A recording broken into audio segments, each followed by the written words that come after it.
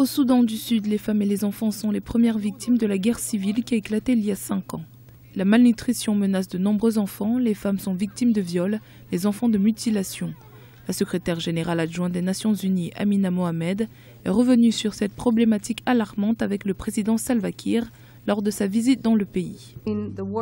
Ce qui a été la pire partie du conflit dans ce pays, et je pense ici avec la délégation, nous avons entendu la douleur et l'angoisse de beaucoup de femmes. C'est la violence sexuelle et en particulier le viol. Et ce viol ne s'arrête pas seulement aux femmes, mais il inclut aussi des enfants, jusqu'à des enfants très jeunes que nous avons entendus, ce qui pour nous a été odieux. C'est une histoire d'horreur quand vous l'entendez et encore plus imaginez quand vous devez passer par là. Amina Mohamed a mené une mission de l'Union africaine et des Nations unies au Soudan du Sud afin de constater les défis auxquels sont confrontés les habitants du pays.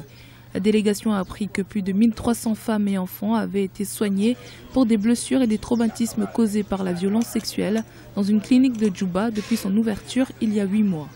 Ils font partie de nombreux autres survivants de viols et autres sévices perpétrés à travers le Soudan du Sud depuis l'éclatement brutal du conflit en 2013. Vous, en tant que dirigeant du Soudan du Sud, vous avez le pouvoir de rendre aux femmes et aux enfants du Soudan du Sud leur dignité et leur humanité. Et je suis très confiante que vous serez en mesure de le faire.